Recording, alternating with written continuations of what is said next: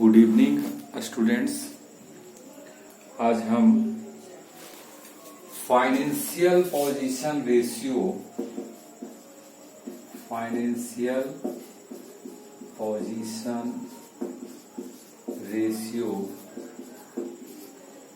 जो कि ratio analysis chapter का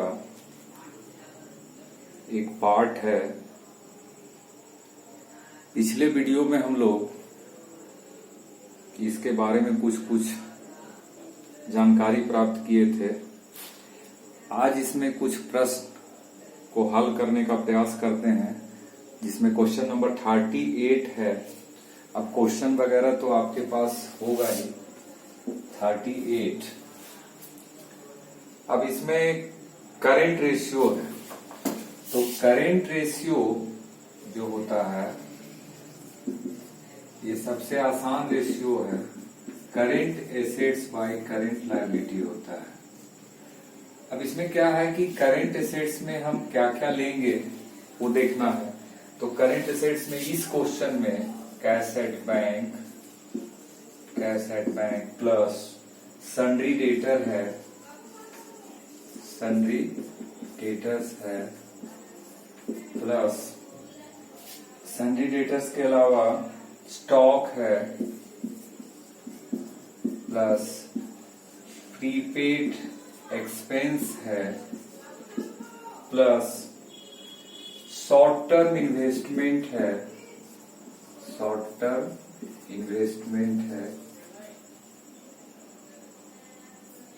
बस इतना ही है।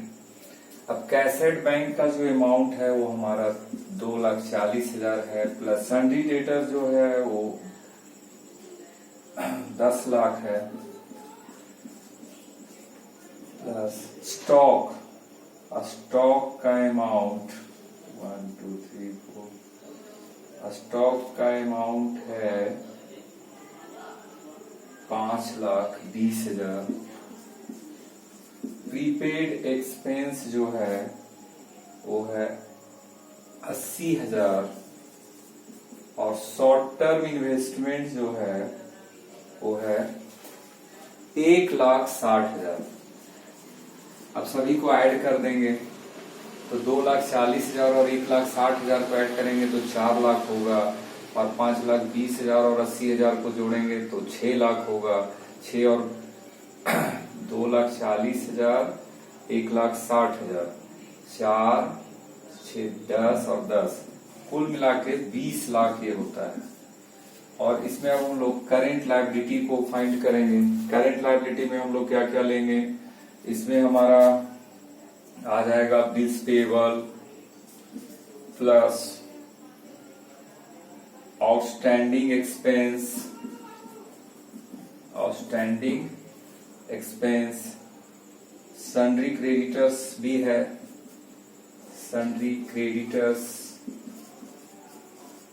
है,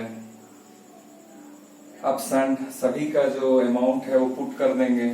सबसे पहले बिल्स पेबल, तो बिल्स पेबल जो है वो है 1,60,000। आउटस्टैंडिंग एक्सपेंस जो है वो है 3,20,000 अर्थात 3,20,000। सन्ड्री क्रेडिटर्स है 5,20,000। अब इसको जोड़ने का प्रयास करेंगे तो कितना आएगा, 4 5 9 8 कुल मिला के 10 लाख आ रहा है। तो यहाँ पर जो फॉर्मूला लिखा हुआ है, यहाँ अगर बैठाएं, करेंट एसेट्स हमारा आया है 20 लाख और करेंट लायबिलिटी है 10 लाख। अगर इसको काट दिया जाए तो 2:1 आएगा, और ये सबसे आइडियल पोजीशन माना जाता है किसी भी कंपनी के लिए। करेंट लायबिलिटी की तुलना में जब उसका करेंट एसेट्स दुगना हो तो इसको सबसे अच्छा स्थिति किसी भी कंपनी के लिए माना जाता है। क्वेश्चन नंबर 38 में बस इतना ही सोल्व करना था। अब हम लोग क्वेश्चन नंबर 39 की ओर बढ़ते हैं।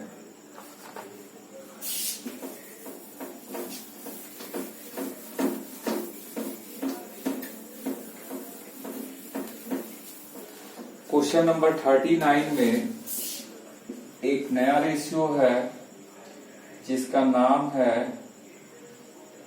Debt equity ratio. Debt equity ratio, इसको हम लोग डेट इक्विटी रेशियो को ऐसे भी लिख सकते हैं, debt by equity. Debt by equity, और सिर्फ डेट बाय इक्विटी से अगर ना समझ में आए तो इसको अथवा में हम लोग लिख सकते हैं long term debt. Long term debt यानी लंबी अवधि का ऋण by share holders fund. Share holders fund. अब इसको सोल्व करने के लिए हमको लॉन्ग टर्म डेट का पता होना चाहिए। लॉन्ग टर्म डेट में जनरली हम लोग डिवेंचर्स को शामिल करते हैं, और अगर कोई और बैंक लोन वगैरह लॉन्ग टर्म का हो तो उसको भी लेते हैं। इस क्वेश्चन में सिर्फ डिवेंचर दिया हुआ है, अर्थात हमारा इस क्वेश्चन में लॉन्ग टर्म डेट जो है, लॉन्ग टर्म डेट जो है वो सिर्फ डिवेंचर को हम लोग लेंगे, और डिवेंचर्स का जो यहाँ अमाउंट दिया हुआ है वो है 2 लाख। लॉन्ग टर्म डेट में हम लोग किसको ले रहे हैं? डिवेंचर्स को, और उसका अमाउंट कितना है? 2 लाख। तो ये हो गया। पर शेयर होल्डर्स फंड्स में क्या क्या लें?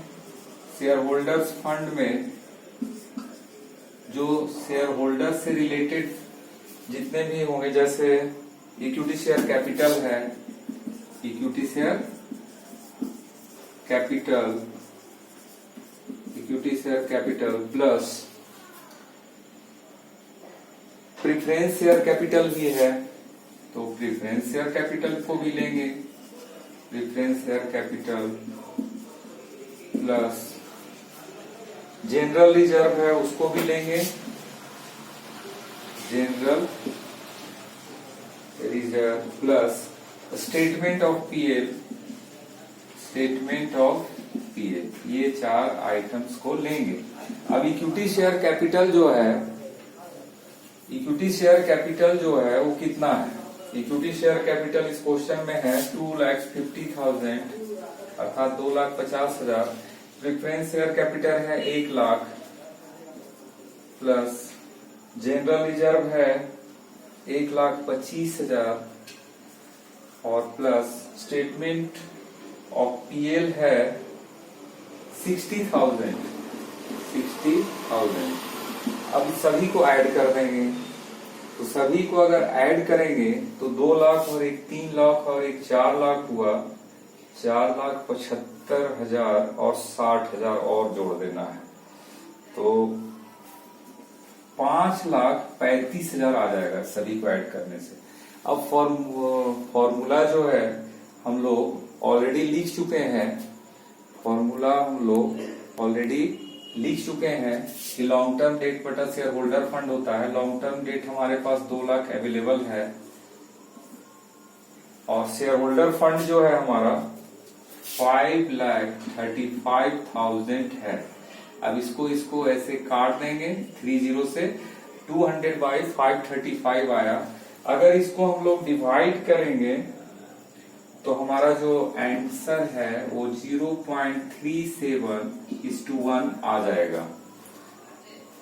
अब हम लोग क्वेश्चन नंबर 40 की ओर इसका बढ़ते हैं। क्वेश्चन नंबर 40 कि आखिर उसने क्या पूछा है। क्वेश्चन नंबर 40, क्वेश्चन नंबर 40 में देखते हैं क्या पूछा है। क्वेश्चन नंबर 40 में फिर से वही चीज है, डेट इक्विटी रेशियो और प्रोप्राइटरी रेशियो है। तो डेट इक्विटी रेशियो जो है इसका पहला मान लीजिए हम लोग बना रहे हैं debt equity ratio, debt equity ratio बराबर, अभी हम लोग फॉर्मूला लिखे थे लॉन्ग टर्म डेट बटा share holders fund, share holders fund. अब फिर से वही काम करेंगे, लॉन्ग टर्म डेट निकालेंगे।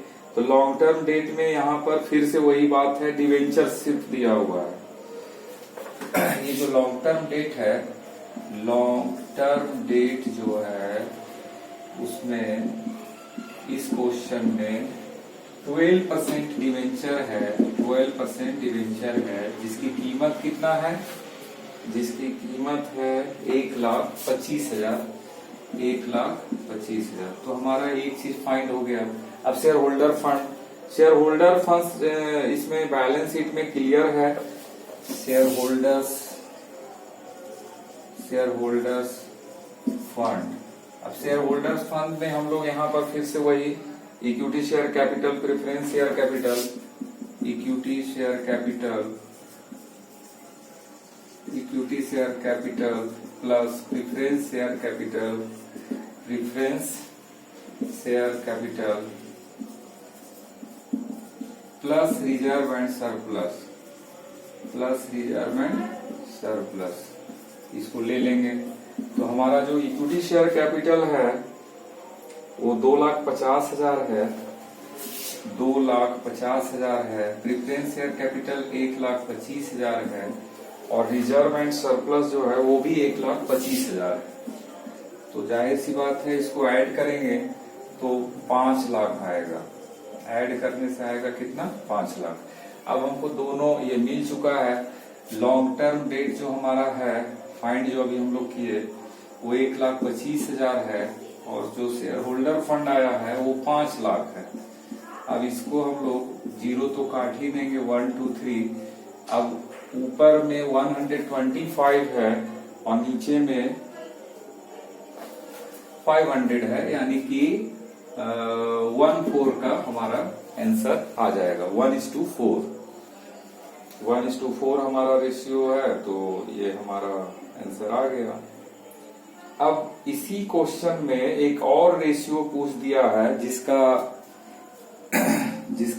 जिसको हम लोग प्रोप्राइटरी रेशियो के नाम से जानते हैं। और प्रोप्राइटरी रेशियो का जो फॉर्मूला होता है वो पहले लिख लेंगे, पहले इसको मिटा लेते हैं। क्वेश्चन नंबर 40 का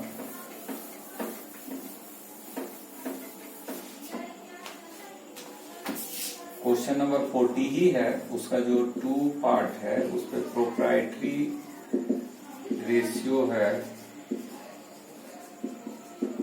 इसका जो फॉर्मूला है वो है शेयर होल्डर्स फंड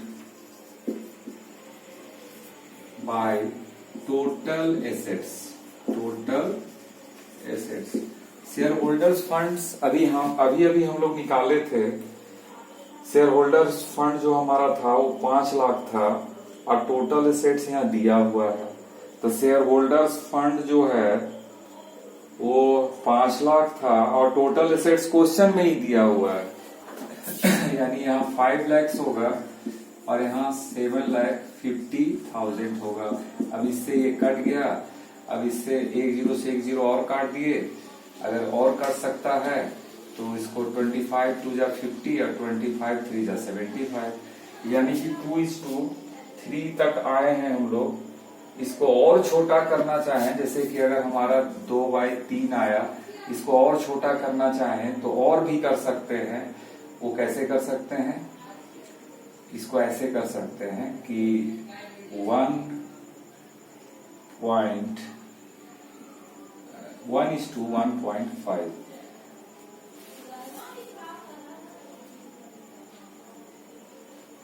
या आप चाहें तो 3 से इसमें 2 में डिवाइड कर दीजिए तो 0.67:1 भी आ सकता है, वो ऐसे भी किया जा सकता है। और में अगर हम लिखें तो 0.67:1 भी आ सकता है।